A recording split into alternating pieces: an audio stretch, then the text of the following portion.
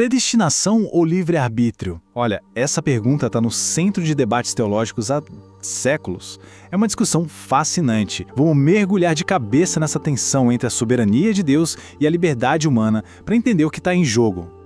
Vamos direto ao ponto, sem rodeios. A questão que tira o sono de muita gente é esta: se Deus sabe de tudo e tem todo o poder, as escolhas que a gente faz são de fato nossas? Ou será que está tudo num roteiro já escrito? É exatamente esse dilema que vamos desvendar. Para a gente não se perder nesse caminho, tá aqui o nosso mapa. Vamos começar com o dilema principal e as duas grandes visões sobre o assunto. Depois, a gente entra de cabeça no papel da presciência, na ideia de uma graça que alcança todo mundo e como isso se choca com o calvinismo. E para fechar, vamos ver como tudo isso pinta um retrato do caráter de Deus. Então, nosso ponto de partida é esse dilema divino. É aqui que o palco é montado para a gente entender as duas principais correntes de pensamento que tentam fazer as pazes entre o poder total de Deus e a responsabilidade das escolhas humanas. No fundo, o debate se resume a isso. A predestinação é uma decisão unilateral de Deus baseada só na vontade dele, ou ela tem a ver com o que Deus já sabe sobre as nossas futuras escolhas. E isso nos leva direto ao coração do argumento, o papel da presciência. A questão toda é sobre a ordem dos fatores. O que vem primeiro na mente divina? O saber ou o escolher? E olha, a resposta para essa pergunta pode mudar completamente o jogo. Ok, só para a gente ficar na mesma página. O que é essa tal de presciência? Bom, é basicamente o termo técnico para o conhecimento prévio e absoluto de Deus. Ele não só dá um palpite, ele sabe, de antemão, tudo o que vai acontecer, incluindo cada decisão que qualquer pessoa vai tomar. E a fonte busca a base para isso direto na Escritura. Pega só essa passagem de 1 Pedro, por exemplo. Ela conecta diretamente o ser eleito com a presciência de Deus. A ideia aqui é que a eleição não acontece do nada, no vácuo. Segundo o texto, ela está amarrada nesse conhecimento prévio. E essa ideia ganha ainda mais força em Romanos 8. O texto ali descreve quase um passo a passo, uma ordem da salvação. E repara só qual é o primeiríssimo passo: aos que de antemão conheceu. A presciência vem antes da predestinação. Pela lógica do texto, o conhecimento é o ponto de partida de todo o resto. Então, para fechar essa parte, o ponto central é este: a ordem aqui é tudo. Segundo a perspectiva que estamos analisando, Deus não predestina de forma aleatória. Ele predestina porque Ele já conhece. O conhecimento vem antes do decreto. Certo, mas se o conhecimento de Deus vem antes, isso levanta outra questão gigante. A oferta de salvação está disponível para todo mundo. Isso nos leva à próxima peça desse quebra-cabeça: a graça divina. Será que ela é para poucos ou para todos? Aqui, a fonte traz um conceito-chave: a graça salvífica. A ideia é a seguinte: por conta do pecado, a humanidade estaria meio que incapacitada de responder a Deus.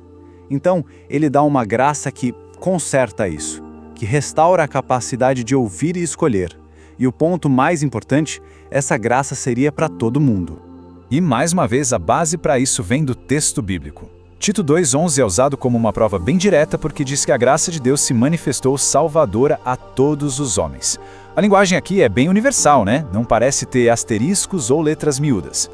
E para deixar essa ideia ainda mais forte, a fonte levanta 3 argumentos. Primeiro, Cristo morreu por toda a humanidade. Segundo, ele levou a culpa de todos nós, como diz Isaías.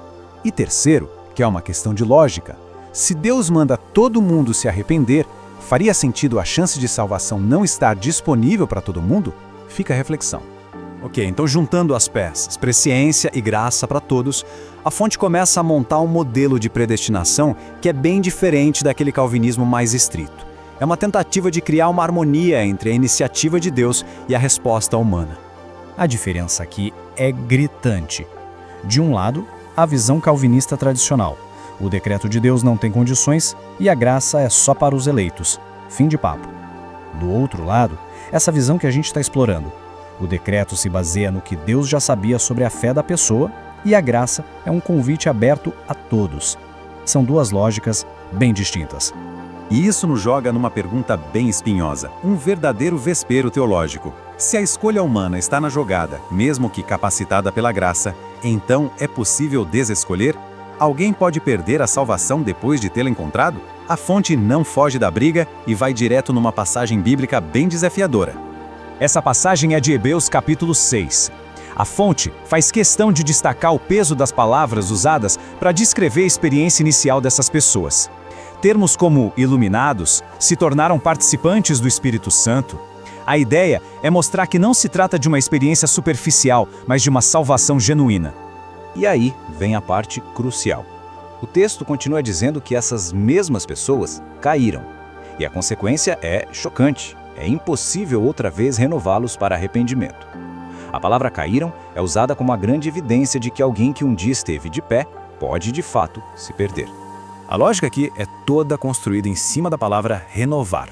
Pensa só, você só pode renovar algo que já foi feito novo antes, certo? Então o argumento é que, se o texto diz que é impossível renová-los, isso implica que eles já tinham sido feitos novos. É um argumento linguístico bem forte contra a ideia de que a salvação é incondicional e não pode ser perdida. E no final das contas, o que a gente faz com tudo isso? Bom, a última parte junta todas essas peças, presciência, graça, escolha, para formar não apenas uma doutrina, mas uma imagem, uma visão sobre o próprio caráter de Deus. Então, resumindo a ópera, a posição defendida aqui é a seguinte: sim, Deus é soberano. Sim, a predestinação é bíblica. Mas a base para essa predestinação seria o conhecimento prévio que Deus tem da fé. A graça que torna a escolha possível é oferecida a todos. E o mais importante, essa visão toda se alinharia melhor com a imagem de um Deus cuja essência é o amor. E a gente termina com uma provocação para pensar. Esse debate todo não é só sobre regras teológicas, é muito mais profundo. A forma como a gente entende a salvação acaba moldando a nossa imagem de Deus. Então a pergunta que fica no ar é: a visão que cada um tem da salvação reflete o Deus que acredita conhecer?